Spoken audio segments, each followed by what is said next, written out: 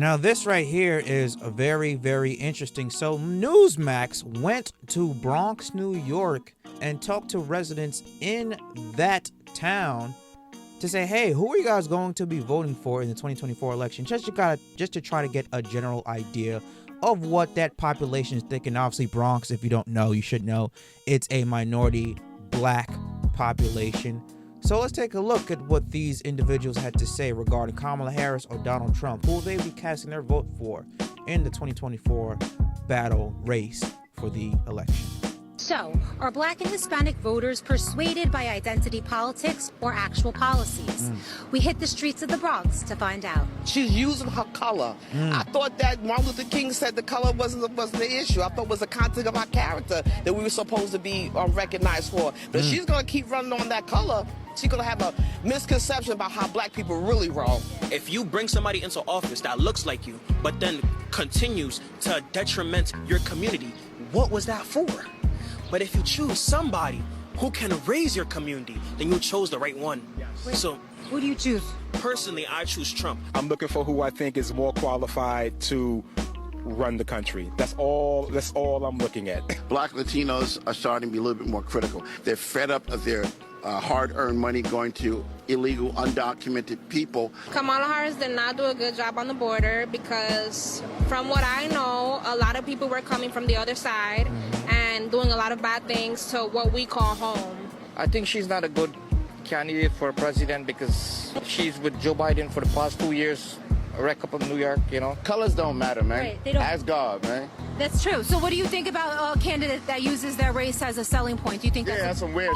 that's weird? You lost already. 2024. If you racist today, you lost. Nobody going against Trump. It's not about race, it's about what they provide for the society, is what they could do for the community. With her putting a lot of black Americans in jail for the marijuana, they're not really going for her. We also got people's thoughts on Trump's recent comments on Harris's ethnicity. She was only promoting Indian heritage. I didn't know she was black until a number of years ago when she happened to turn black, and now she wants to be known as black. Yeah, she was Hindu when it suited her purpose, you know, and now that she's running, the black vote suits her purpose. So, like Trump said, you know, now she's black. Donald Trump is absolutely right. Her mother is Indian, her father is Irish Hindu, and she's always presented herself as Indian. What do you think about Trump saying Kamala Harris is black? I thought she was Indian. She was saying she was Indian. That's my response. Trump is an open book, yo. Facts. That's just Trump being Trump. I don't believe he's racist. I don't even think he has a racist bone in his body. Trump said that Kamala Harris always portrayed herself to be Indian, and now all of a sudden she's saying she's black. Right? Nah, she's really Indian. She just want our support. She trying to snatch our support away from Trump. But that's not how that's going down. Reporting for Newsmax in the Bronx, New York, I'm Kara Castronova. It's right there. It's not just black people saying it that's in the Bronx. It's Spanish people, Spanish descent. You saw a lot of minorities that she interviewed in the streets of Bronx, New York. They're saying the exact same thing. I think these people are starting to wake up. I think we're about to be in a revelation because it's like, you know what? They've seen the last 4 years of the Democrats being in charge. They say, hey, we're going to pass the George Floyd bill. They had the majority seats in the House and the Senate. They didn't pass it. How come? They say, hey, you know what? If you're making under $400,000 a year, you will not pay a penny more in taxes. The middle class and the poor got crushed with taxes. They say, hey, you know what? If you ain't making it by, we're going to give you some help. We're going to give you some financial relief. They ain't get shit in financial relief. They're giving the relief to the illegal immigrants that they're giving free housing, put in hotel rooms, giving them, you know, thousands upon thousands of dollars each month in EBT cards and food stamps. But the black people can't get that. The struggling, you know, Spanish people can't get that in the city. Their tax-paying dollars keeps going to Ukraine. But yet we can't give money to house the homeless, to get food to the homeless, to give shelter to the homeless, clothes to the homeless. Daycare keeps going up in prices. People who are just making just enough to barely afford to live, the government say, oh no, you make too much to qualify for any assistance for daycare needs.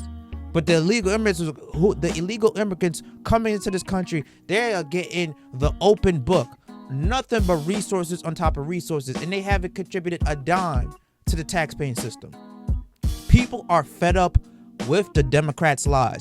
They are starting to see their actions and say, hey, their actions are not aligning with the words that they say. People are waking up now. And again, I don't want to keep talking about, Kamala Harris' race. She came out as Indian. She's always identified as Indian. Now she wants to say that she's black just to get the black vote. We see the bullshit. At least smart people see the bullshit. I want to talk about what they're really saying. They are holding the Democrats accountable. I think now we're starting to see, you know what? We put you guys in power 4 years ago, and you made it worse for us. You say you're going to make it better. The Democrats have made it much more worse, especially for the minority community in this country. They say, no, we're tired of it. You're not going to beg and plead for our vote every 4 years just so you can stay in power and not do shit for us. No, we're going to look at the other party now. We're going to see what type of policies that they're going to put to help us. You guys, y'all just say shit that sounds good, but don't do shit for us when you guys get into office. They are tired of the blabbering gums. They are tired of the mouthpiece. They're tired of you guys regurgitating the same bullshit every single time and not living up, not putting into actions to what you guys said that you were going to do. They're tired of it. They're tired of the empty promises, the forced vaccinations, the lies, the spending of the money, the giving the money to illegal immigrants, the giving of the money to foreign countries. They're tired of it. It's like, hold on, we need our money. We need money here. I can't fucking afford to buy groceries, but you guys are spending $20 billion to give to Ukraine? The price gouging by these corporations. Why can't y'all do anything to tell them, hey, stop price gouging because I can't afford this shit? The rent keeps going up. My mortgage keeps going up. Y'all could put policies and laws into place to stop this ridiculous greed from these corporations, but no. Y'all don't want to do shit. People are starting to wake up. And I'm happy that they did this interview, this street call in the Bronx, New York, because we already know New York is a very, very liberal state as a whole. Long Island is very, very Republican. They're very red. But New York State as a whole is very Democrat. But I think that eventually we will see a tide turn from blue to red in New York. I don't think it's going to happen this year, but eventually. Because they're tired of the bullshit. They're already tired of Eric Adams in the state. They're already getting tired of Kathy Hochul. All they keep doing is just, building quote-unquote affordable housing. And then you look at the rent prices, like $3,000 for rent. We get these illegal immigrants are getting it for free. They're tired of the nonsense bullshit. They're tired of the outrageous spending. They're tired of saying, yeah, we're going to do everything we're out of our power to help you guys out and not do a damn thing about it. They are tired of the empty promises. I think we're about to see a shift here. And I already know what the left is going to say. Oh, well, it's Newsmax. They're more so Republican to favor the right. Oh, those were paid actors to say that, blah, blah, blah, blah, blah. But yet when you go on, the left mainstream news propaganda's channels, they're saying the exact same shit just in favor of the left, just in favor of Democrats, just in favor of the liberals. They regurgitate the same bullshit. But these people out here on the streets interviewing real people with real emotions who live everyday real life say, hey, what do you guys think of this upcoming election? What do you guys think about Trump? What do you guys think about Kamala Harris? Not, Trump says another, racial thing about Kamala Harris. Not saying that she's black. Trump refuses to acknowledge the fact that Kamala Harris is black. Stop. They regurgitate the same race-bait bullshit every single day on their news channels. That's why CNN is failing in the viewership ratings. That's why ABC News is failing in the viewership ratings. Because people are tired. They see the same fucking thing on those news channels. They want to see news. They want to see unbiased journalism. They want to see facts, not opinions, facts. If you want to have an opinion, make a fucking podcast or make a YouTube channel. But when you're on the news channel, when you're a news anchor, they want to see unbiased, unpropaganda news. What are the facts that you are telling to the people who turn and tune into your channel? That's it. And opinionated news has turned people off.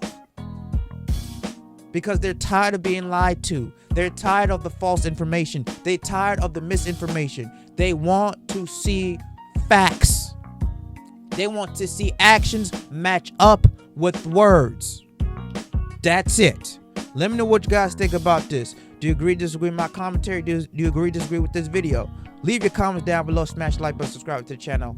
I will catch you guys on the flip side. Peace.